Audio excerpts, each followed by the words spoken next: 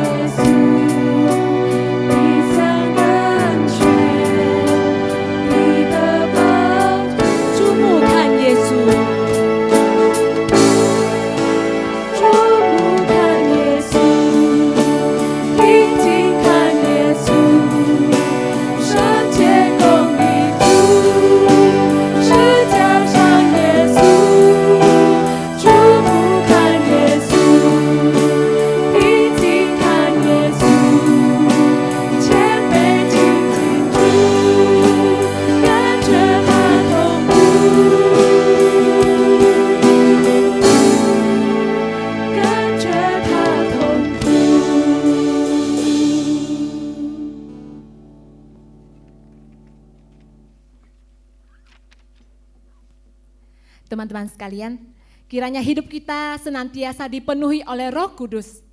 Bersama Tuhan, jiwa kita tenang. Roh-Mu yang hidup penuhiku, mengalir dalamku. Jiwaku tenang bersamamu dalam naunganmu. Ku buka hati untuk jamahanmu, berserah penuh di hadiratmu. Kau ambil alih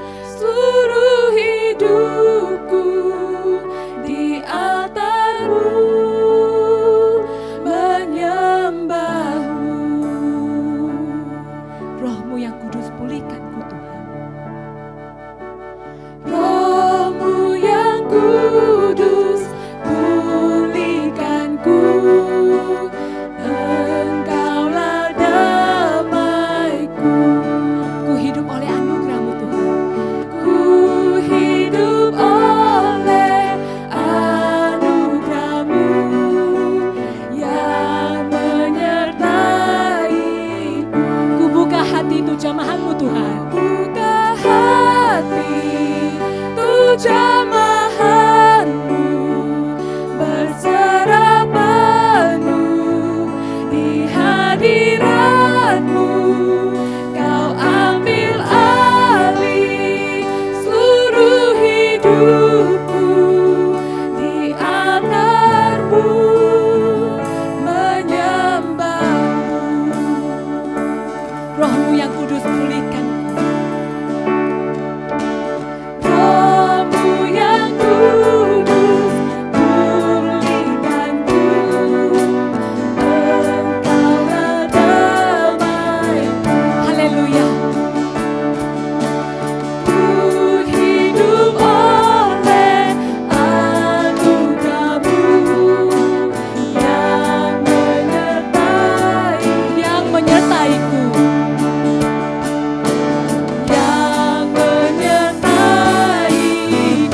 Ku buka hati untuk jamahan-Mu Tuhan. Buka hati untuk jamahan-Mu, berserah penuh di hadirat-Mu.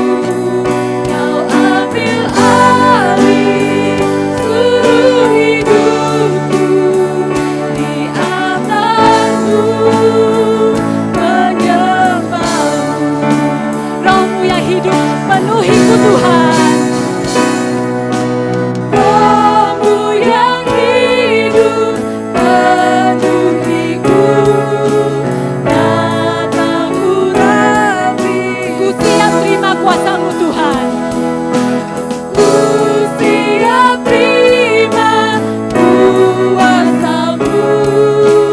Hidupku bagi. Ku buka hati untuk jamahan-Mu. Buka hati untuk jamahan-Mu, berserah penuh di hadirat-Mu. Kau ambil alih seluruh hidupku, di altar-Mu menyembah-Mu, di altar-Mu menyembah-Mu. Haleluya. Mari kita sama-sama mengikrarkan iman kepercayaan kita, pengakuan iman rasuli. Aku percaya kepada Allah Bapa yang Maha Kuasa, Khalid langit dan bumi, dan kepada Yesus Kristus, anaknya yang tunggal, Tuhan kita, yang dikandung daripada Roh Kudus, lahir dari anak darah Maria, yang menderita sengsara di bawah pemerintahan Pontius Pilatus, disalibkan, mati dan dikuburkan, turun ke dalam kerajaan maut. Pada hari yang ketiga, bangkit pula dari antara orang mati, naik ke surga, duduk di sebelah kanan Allah, Bapa yang Maha Kuasa. Dan dari sana ia akan datang untuk menghakimi orang yang hidup dan yang mati. Aku percaya kepada Roh Kudus, gereja yang kudus dan persekutuan orang kudus, pengampunan dosa, kebangkitan tubuh, dan hidup yang kekal. Amin.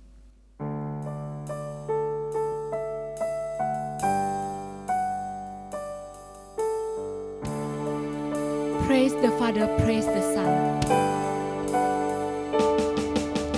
Praise the Father, praise the Son, praise the Spirit, three in one. God of glory, majesty, praise forever to the King of Kings. Praise forever to the King of Kings.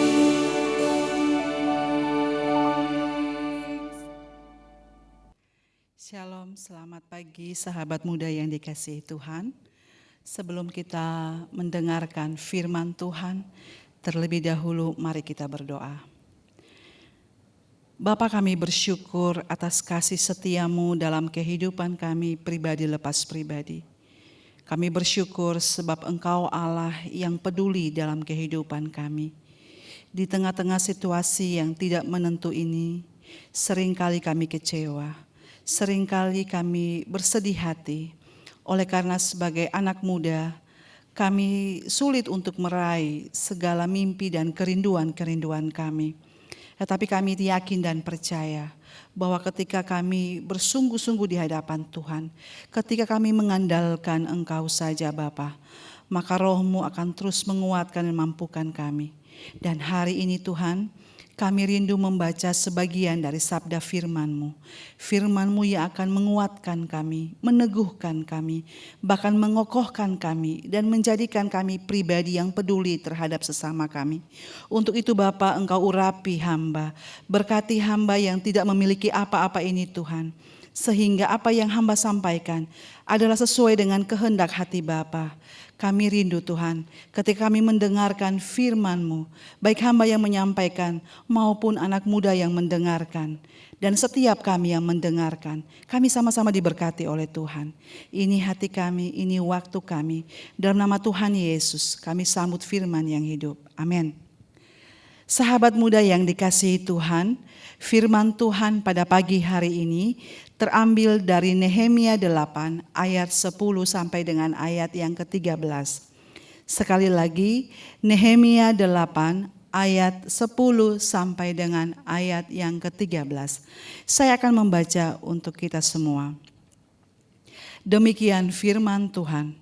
Lalu Nehemia, yakni kepala daerah itu, dan Imam Ezra, ahli kitab itu, dan orang-orang Lewi yang mengajar orang-orang itu, berkata kepada mereka semuanya, hari ini adalah kudus bagi Tuhan Allahmu, jangan kamu berduka cita dan menangis, karena semua orang itu menangis ketika mendengar kalimat-kalimat Taurat itu.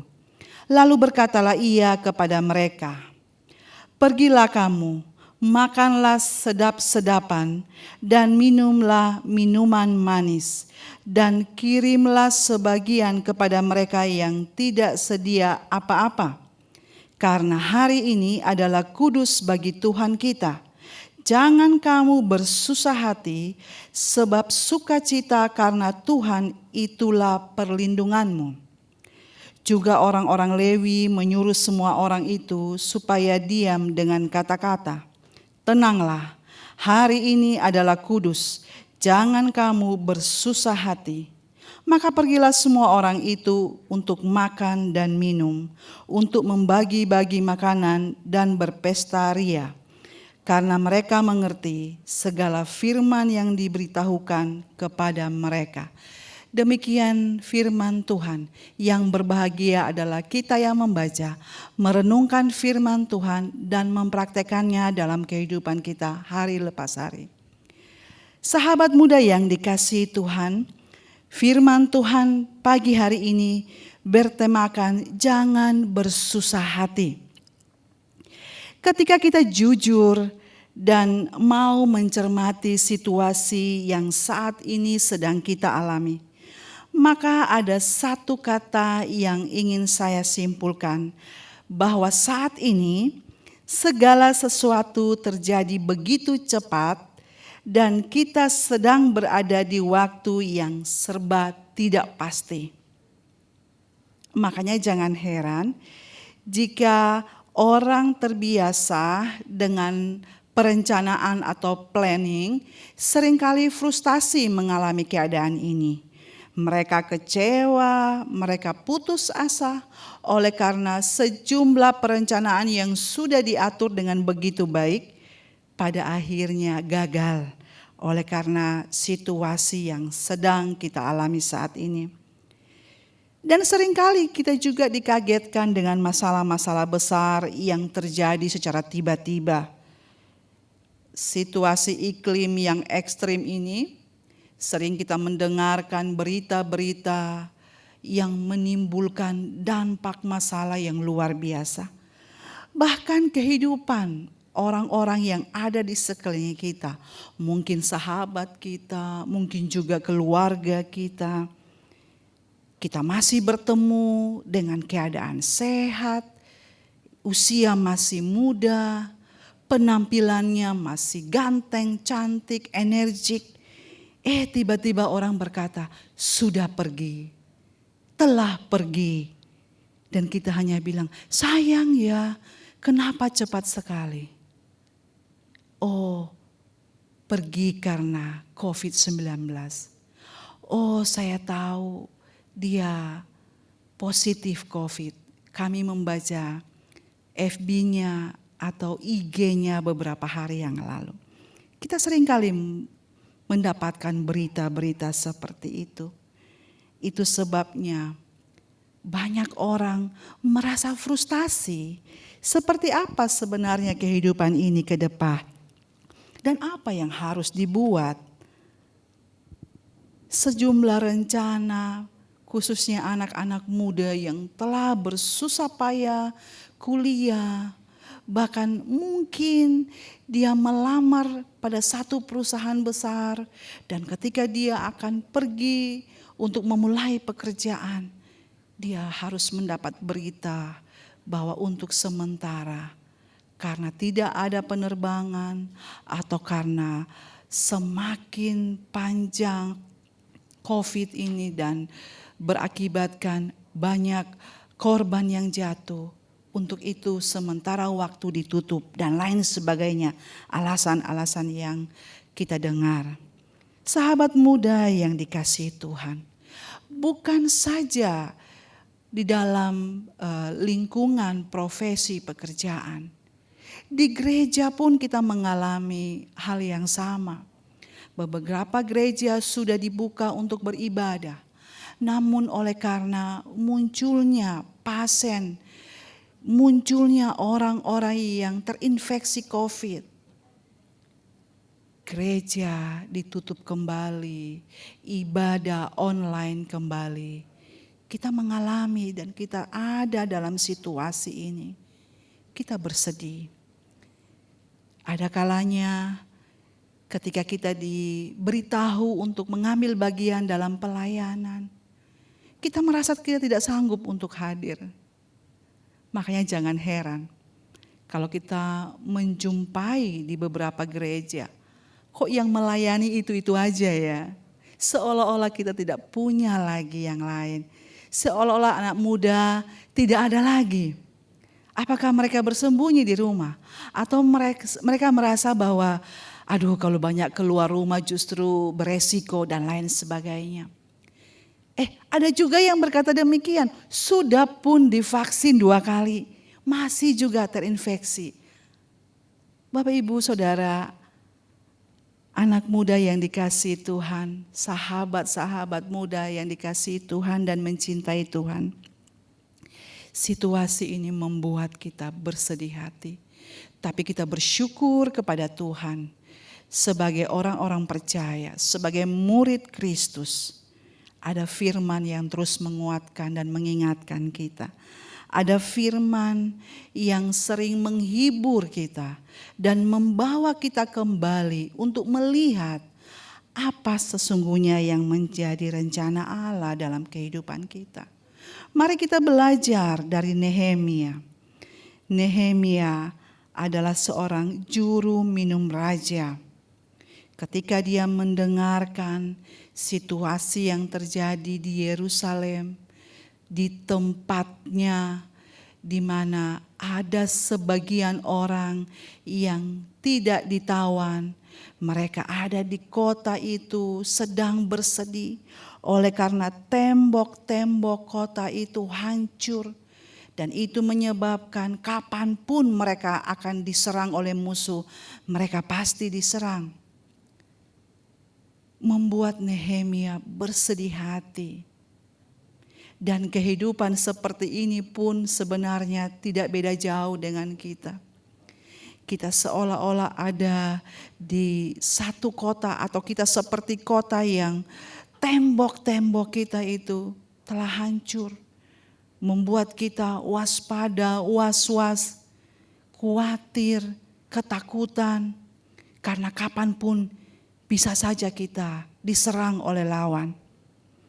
Tetapi apa yang dilakukan oleh Nehemia ini sangat memberkati saya secara pribadi. Dan saya yakin kaulah muda yang ada di rumah, kita akan sama-sama diberkati. Mari kita melihat Respon apa yang dilakukan oleh Nehemia? Di dalam situasi dan keadaan yang dialami, dia bersedih hati, dia bersusah hati, dia menangis. Tetapi dia tidak sekedar pangku tangan dan berdiam diri. Dia bertindak. Dan apa yang dilakukannya? Yang pertama, dia berdoa dan berpuasa. Nehemia 1 ayat yang keempat. Dia berdoa dan berpuasa. Dia mengingat bahwa pertolongan yang utama hanya datang dari Tuhan. Ada penguatan ketika dia berlari kepada Tuhan. Ada pengampunan.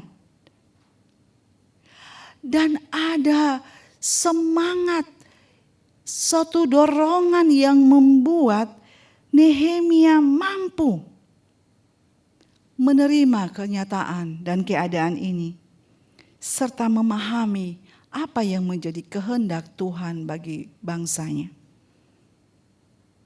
Hal ini juga mengingatkan saya dan kita semua bahwa ketika kita berdoa, ketika kita berpuasa, kita bukan sekedar melakukan satu rutinitas biasa, tetapi sesungguhnya kita sedang mencari wajah Tuhan. Sesungguhnya kita sedang datang kepada Tuhan. Dan jikalau kita tidak memahami apa yang harus kita lakukan, maka kita hanya mengangkat kedua tangan dan memohon Tuhan turun tangan. Yang kita rindukan adalah kita dapat menerima serta memahami kehendak Allah pada hari-hari ini. Supaya kita tidak kecewa, kita tidak bertanya-tanya, atau mungkin kita mundur dari Tuhan. Dalam Matius 6 ayat yang ke-10 dikatakan firman Tuhan, datanglah kerajaanmu, jadilah kehendakmu di bumi seperti di surga. Apa yang sebenarnya Tuhan mau? Itu yang penting. Itu yang perlu untuk kita renungkan. Berdoa dan berpuasa. Bukan hanya sekali, tetapi kita mengambil waktu khusus. Bahkan kita terus setia di dalam doa-doa kita, dalam puasa kita. Pembangunan tembok yang diceritakan dalam Nehemia pasal 1, pasal 2 dan seterusnya. Ini merupakan sarana di mana Allah ingin menunjukkan kasih-Nya kepada orang Israel. Ingin menunjukkan kehadirannya pada bangsa itu. Catatan membuktikan 52 hari tembok itu kembali dibangun, berdiri. Dan orang-orang atau bangsa-bangsa yang di sekelilingi mereka itu mendengar, bahkan musuh ketakutan. Siapa musuh terbesar kita? Sesungguhnya adalah diri kita sendiri, ketakutan kita yang berlebihan. Bahkan mungkin keluarga kita. Orang-orang di sekeliling kita yang begitu mengasihi kita dan membatasi ruang lingkup kita sehingga kita tidak bisa berbuat apa-apa. Talenta yang Tuhan beri, kualitas hidup yang Tuhan beri, bahkan kapabilitas apapun yang kita miliki. Saat-saat ini kita bingung itu mau diapakan. Karena kita berdiam diri dalam rumah. Kita membatasi ruang gerak kita. Kalau kita jujur, sebagian lagi bahkan begitu memproteksi dirinya. Sampai-sampai jangankan bertemu dengan orang, berkomunikasi melalui telepon pun tidak lagi. Sahabat muda yang dikasihi Tuhan, yang pertama itu adalah kita berdoa dan berpuasa. Yang kedua, firman Tuhan diberitakan.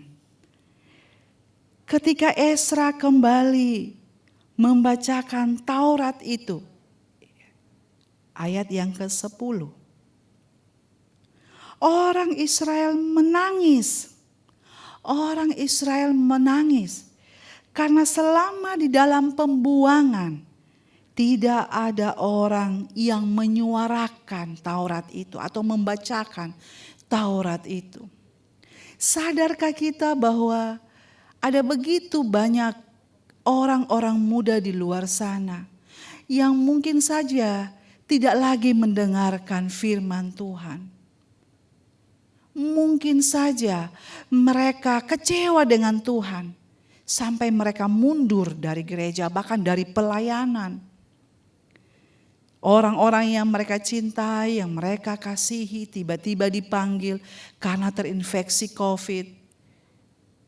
Kecewa mereka karena tidak dapat lagi mereka mendapatkan penghargaan dari prestasi-prestasi yang sudah mereka upayakan dengan kerja keras yang sungguh-sungguh. Dan banyak hal lagi yang membuat akhirnya mereka tidak lagi mendengarkan firman. Dan seolah-olah firman Tuhan itu jauh dari mereka. Apa yang terjadi ketika bangsa ini mendengarkan Taurat? Mereka menangis. Mereka menangis. Hati mereka sedih. Mereka menangis karena mereka rindu kebenaran itu disampaikan. Mereka menangis karena terkoreksi. Hati mereka dievaluasi. Dan muncullah pengakuan yang tulus tentang pelanggaran-pelanggaran dosa. Kesalahan-kesalahan yang mereka perbuat. Anak-anak muda saat ini, sadar atau tidak, ada begitu banyak masalah. Bahkan rentan dengan kehidupan berdosanya. Oleh karena itu, ketika firman Tuhan diberitakan, ketika firman Tuhan disampaikan, maka kita akan terkoreksi. Kita akan diingatkan. Dan dengan sendirinya kita menyadari siapa kita di hadapan Tuhan. Yang ketiga, apa yang dilakukan oleh Nehemia? Nehemia dan orang-orang Lewi memberikan nasihat sesuai dengan konsep yang benar kepada bangsa itu. Dikatakan ayat 10 dan ayat yang ke-11, 12. Lalu Nehemia yakni kepala daerah itu dan Imam Esra ahli kitab itu dan orang-orang Lewi yang mengajar orang-orang itu berkata kepada mereka semuanya, hari ini adalah kudus bagi Tuhan Allahmu. Jangan kamu berduka cita dan menangis karena semua orang itu menangis ketika mendengar kalimat-kalimat Taurat itu. Kaulah muda yang dikasihi Tuhan. Ketika kita sadar bahwa kita dipanggil, bahwa kita diberikan beban rohani untuk pergi memberi nasihat, untuk pergi mendoakan sahabat teman-teman kita, maka lakukanlah itu. Mereka sedang menunggu kehadiran kita. Mereka sedang menunggu nasihat kita, teguran kita. Mereka sedang rindu untuk seseorang mendengarkan keluh kesahnya. Adakah di hati kita beban? Adakah di hati kita keterbebanan rohani untuk pergi melayani orang lain? Saya sedikit menceritakan pelayanan yang kami lakukan di penjara. Dengan adanya COVID ini, pelayanan di penjara untuk sementara waktu ditiadakan kunjungannya. Tetapi kami tidak habis akal. Setiap hamba-hamba Tuhan dapat mengirim rekaman khotbahnya kepada warga binaan. Hal ini menjadi alat komunikasi kami untuk kami dapat berbicara dengan mereka, untuk kami dapat menyampaikan kebenaran firman kepada mereka. Karena tidak mungkin mereka hanya duduk menunggu dan kita tidak berbuat apa-apa. Orang-orang Israel itu menangis oleh karena mereka menyadari betapa besar dosanya. Dan ketika mereka menyadari bahwa betapa besar dosanya, maka betapa besar dan semakin besar pengampunan yang Tuhan beri.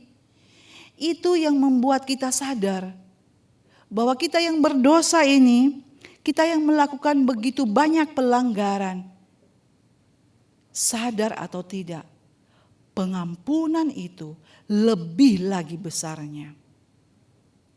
Dan mengingatkan kita bahwa ketika kita menerima pengampunan itu, maka kita pun harus terbeban dengan mereka yang saat ini sedang menunggu kehadiran kita, kehadiran saya, kehadiran kaula muda untuk datang kepada mereka dan menyampaikan berita pengampunan itu.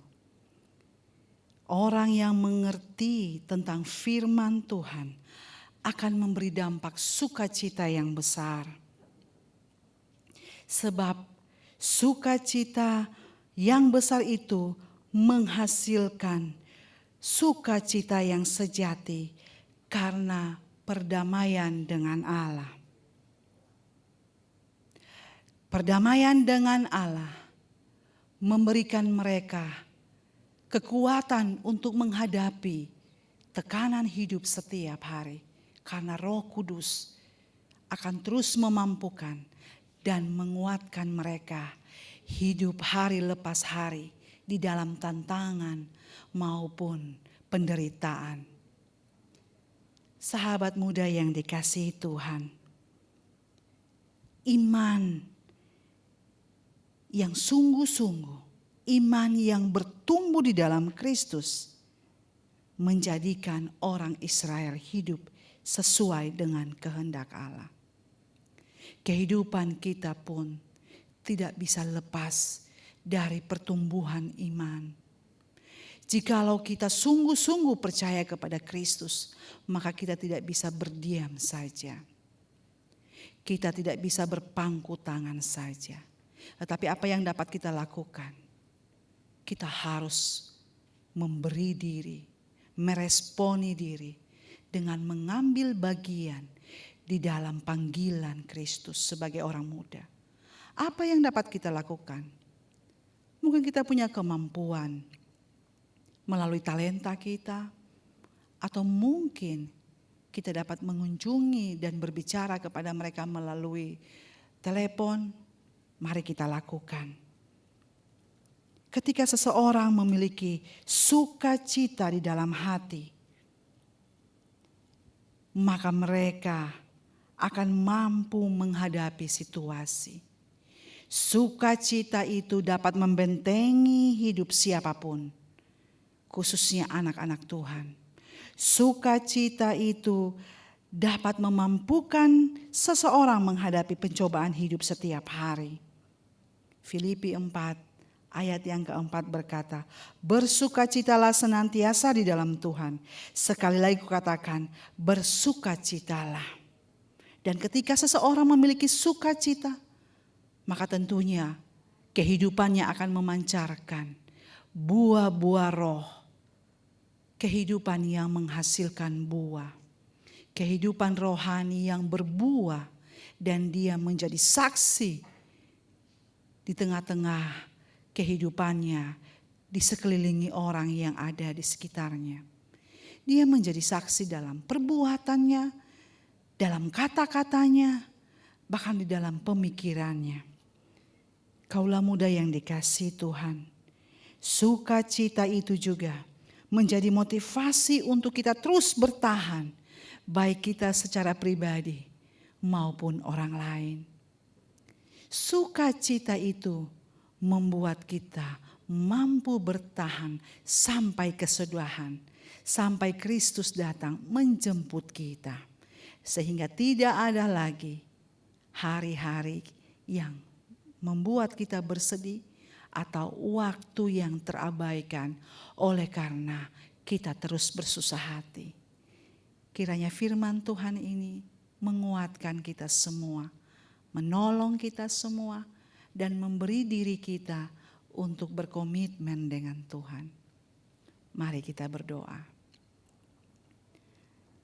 Bapa, kami bersyukur firman-Mu di pagi hari ini mengingatkan kami kembali bahwa sebagai murid-murid Kristus, sebagai anak-anak muda, kami tidak boleh berdiam saja.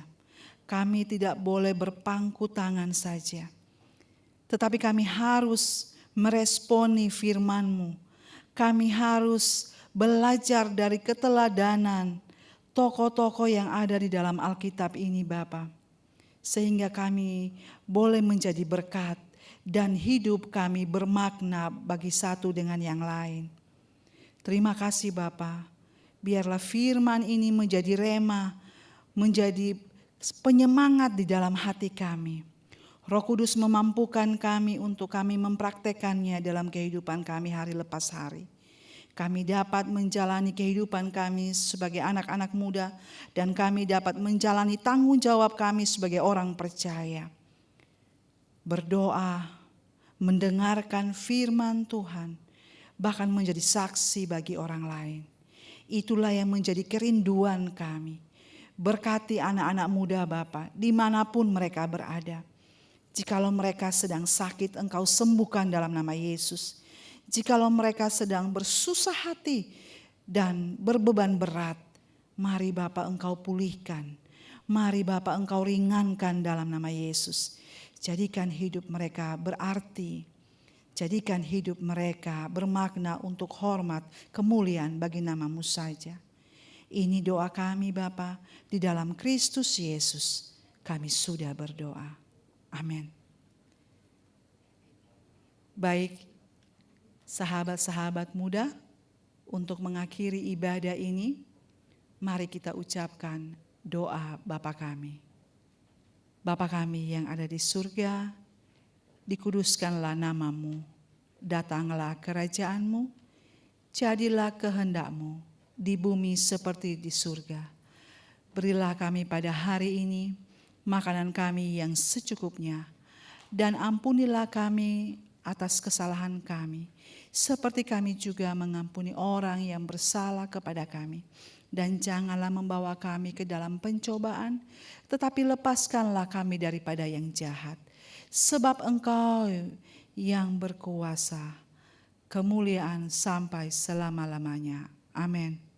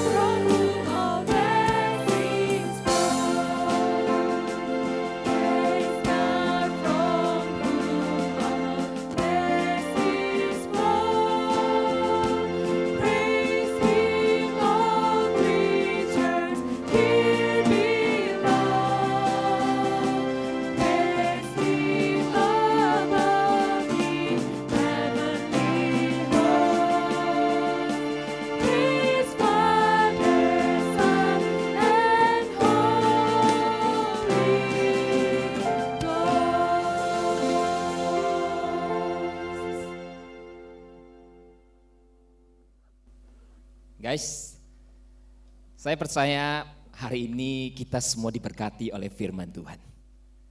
Jangan bersusah hati, melainkan bersukacitalah. Nah, kuncinya di mana? Yaitu yuk kita dekatkan kepada Tuhan dengan doa, dan biarlah firman Tuhan yang selalu menguatkan hati kita. Sehingga dalam keadaan apapun kita tetap tidak bersusah hati. Janji Tuhan kepada kita pasti Dia akan melakukan apa yang telah dijanjikan. Oleh sebab itu, oleh karena kesetiaan Tuhan, berkat-berkat dari Tuhan, yuk mari kita persiapkan hati, memberikan persembahan bagi Tuhan. Silakan Anda scan di sini atau kirim ke rekening Jim Gloria Gereja. Terima kasih, nggak ada warta hari ini. Kiranya kasih Tuhan, penyertaan Roh Kudus selalu menyertai Anda semua. Shalom dan happy Sunday, sampai jumpa minggu depan.